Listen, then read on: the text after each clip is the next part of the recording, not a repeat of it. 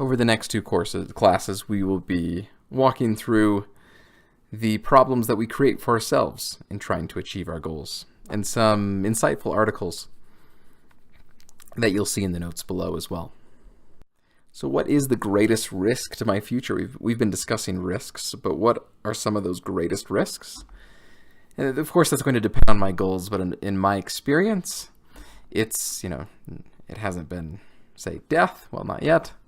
And it hasn't been a stock market crash. It hasn't been illness. But rather, it's just been me. It's been me and my own choices, where I'm making certain plans, and this known unknown is how I am going to be acting in the future. And sometimes I act suboptimally, not in the best way, and not in a way that I was planning on acting. Therefore, I can characterize my own actions as a risk. Now, the point of this class isn't to go through these issues specifically. More, I wanted just these to be on your radar. I've included a couple articles below on things to consider, things to include, but a couple key points from these articles and just kind of what we're seeing as far as challenges with ourselves today.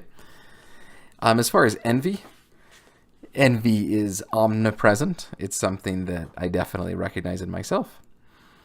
But why do we envy? Well, we envy because it feels good, or at least it feels good in the short term. Here are a couple of my favorite quotes from the article that it shares. Like, every time a friend succeeds, I die a little. And jealousy is the wrong word for what I usually feel. It's closer to hoping they get hit by a car. Those are things that perhaps not that extreme, but that we can recognize in our own lives. There's also an article discussing rage, and especially with interacting online, social media, and the different types beyond just rage in real life. But one of the key lines that I wanted you to pay attention to was having a strong emotional experience that doesn't resolve itself in any healthy way can't be a good thing.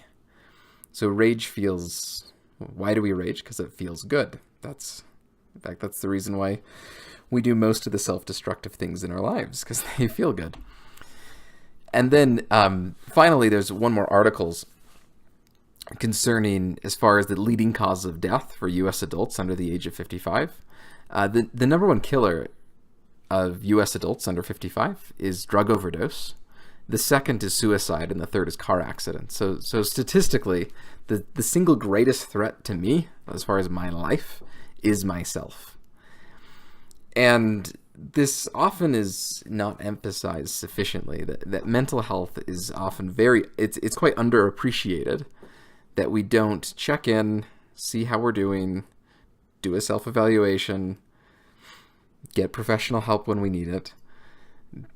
But if we're not on our game and we're getting frustrated and we start entering into self-defeating behaviors and we start self-medicating, we can start going down this, circling the drain, so to speak, and start engaging in risky behavior or in self-destructive behavior.